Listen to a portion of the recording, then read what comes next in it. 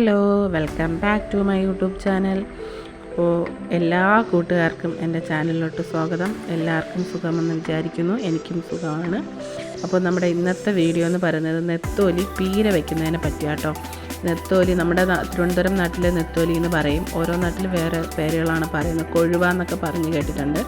അപ്പോൾ നിങ്ങളുടെ നാട്ടിൽ എന്താ ഇതിന് പറയുന്നതെന്ന് കമൻറ്റ് ഇടണം കേട്ടോ. അപ്പോൾ നെത്തോലി ഞാൻ കഴുകി വൃത്തിയാക്കി നല്ല പോലെ 2-3 വെള്ളത്തിൽ വാഷ് ചെയ്തിട്ട് കൊണ്ടുവന്നിട്ടുണ്ട്. അപ്പോൾ ഇതിന് വേണ്ടിയിട്ടുള്ള ഇനി ഇൻഗ്രീഡിയൻസ് എന്തൊക്കെയാണെന്നുള്ളത് കാണാം. അപ്പോൾ ചെറിയ ഉള്ളി കുറച്ച് കൂടുതൽ എടുത്തിട്ടുണ്ട്. ചെറിയ ഉള്ളി നിങ്ങൾക്ക് കൂടുതൽ ഇത്തിരി കൂടി എടുത്താൽ അത്രയും നല്ലതാട്ടോ. അതിൻ്റെ കൂടെ തന്നെ ഇഞ്ചിയും വെളുത്തുള്ളിയും നീളത്തിന് അരിഞ്ഞത്, പിന്നെ 2 പച്ചമുളക് എടുത്തിട്ടുണ്ട്. എരിക്ക് ആവശ്യത്തിനനുസരിച്ചാട്ടോ. നിങ്ങൾക്ക് എരി കൂടുതൽ വേണമെങ്കിൽ അങ്ങനെ എടുക്കാം. പിന്നെ നമ്മുടെ കുടംപുളി വെള്ളത്തിലിട്ട് വെച്ചിട്ടുണ്ട്. കുറച്ച് കറിവേപ്പില, പിന്നെ നമ്മുടെ അരമുറി തേങ്ങ തിരികെ ചെയ്ത് വെച്ചിട്ടുണ്ട് കേട്ടോ. തേങ്ങയ്ക്ക് നിങ്ങളുടെ ആവശ്യത്തിന് ഇട്ടാൽ മതി. ഞാൻ എൻ്റെ ഒരു കണക്കിനെടുത്തതാണ്. പിന്നെ മഞ്ഞൾപ്പൊടി വേണം. പിന്നെ നമ്മുടെ മെയിനായിട്ടുള്ള നെത്തോലിയും വേണം. അപ്പോൾ നമ്മുടെ മിക്സിയുടെ ജാറിലോട്ട് തേങ്ങ ഇടുകയാണ്. തേങ്ങ അതിൻ്റെ കൂട്ടത്തിൽ തന്നെ മഞ്ഞൾപ്പൊടി, പിന്നെ നമ്മുടെ ചെറിയ ഉള്ളിയിൽ നിന്ന് ഒരു 6 ചെറിയ ഉള്ളി എടുത്തിട്ടുണ്ട് കേട്ടോ. 6 ചെറിയ ഉള്ളി.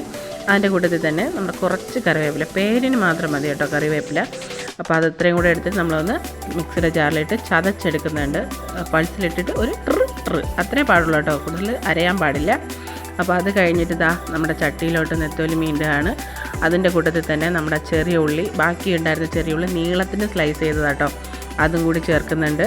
അതിൻ്റെ കൂട്ടത്തിൽ തന്നെ നേരത്തെ മാറ്റി വെച്ചിട്ടുണ്ടായിരുന്നു നമ്മളെ ഇഞ്ചിയും വെളുത്തുള്ളി നീളത്തിന് അരിഞ്ഞത്, നമ്മളെ മുളക് നീളത്തിന് അരിഞ്ഞത്, പിന്നെ കറിവേപ്പില.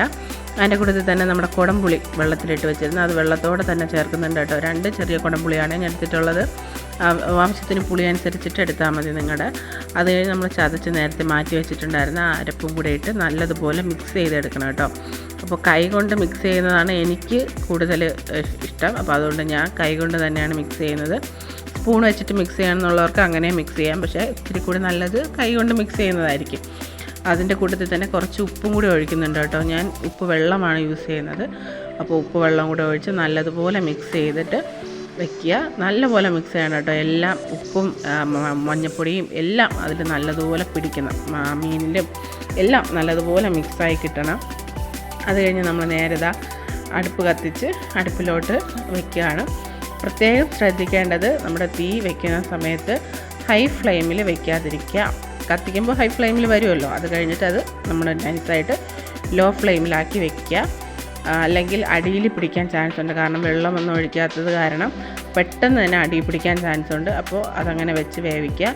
ഇടയ്ക്കൊന്ന് ഇളക്കി കൊടുക്കണം കേട്ടോ, അല്ലെങ്കിൽ അടി പിടിച്ച് പോവും. അപ്പോൾ ഇത് കറക്റ്റായിട്ട് പാകത്തിന് വെന്ത് കിട്ടിയിട്ടുണ്ട്. ഇനി അതിലോട്ട് നമുക്ക് കടുക് താളിച്ചൊഴിക്കണം. അപ്പോൾ പാൻ വെച്ചിട്ട് ആവശ്യത്തിന് എണ്ണ ഒഴിച്ചിട്ടുണ്ട്. അതിൻ്റെ കൂട്ടത്തിൽ തന്നെ കടുകിട്ട് പൊട്ടിക്കുക. കൂട്ടത്തിൽ കറിവേപ്പിലയും കൂടെ ഇട്ട് കടുക് പൊട്ടി തീരുമ്പോഴത്തേക്കും കറിവേപ്പിലയും കൂടെ ഇട്ട് പൊട്ടിക്കുക കേട്ടോ. അത് പൊട്ടിത്തെറിച്ചതുകൊണ്ട് കേട്ടോ അങ്ങനെ ഒരു ഇത് വന്നത്. അത് പൊട്ടി തീർന്നിട്ട് അതിലോട്ട് മിക്സിലോട്ട് ഒഴിച്ച് നമ്മൾ നല്ലതുപോലെ മിക്സ് ചെയ്തെടുക്കുക കേട്ടോ. അപ്പോൾ ഇത്രയേ ഉള്ളൂ, പരിപാടി കഴിഞ്ഞു. സിമ്പിളായിട്ട് വയ്ക്കാൻ പറ്റുന്ന ഒരു റെസിപ്പിയാണ് നമ്മുടെ നെത്തോലി പീര. അപ്പോൾ ഇത് കണ്ടിട്ട് ഇഷ്ടപ്പെടുന്ന കൂട്ടുകാരുണ്ടെങ്കിൽ വീട്ടിലൊന്ന് ട്രൈ ചെയ്ത് നോക്കുക. ഓരോരുത്തും ഓരോ രീതിക്കാട്ടോ വയ്ക്കുന്നത്. ഞാൻ എൻ്റേതായിട്ടുള്ള ഒരു രീതിക്കാണ് വയ്ക്കുന്നത്. അപ്പോൾ ഇഷ്ടപ്പെട്ടിട്ടുണ്ടെങ്കിൽ അഭിപ്രായങ്ങൾ ചെയ്ത് നോക്കിയിട്ട് അഭിപ്രായങ്ങൾ പറയാം. അപ്പോൾ ഇത്രയേ ഉള്ളൂ. ടാറ്റാ.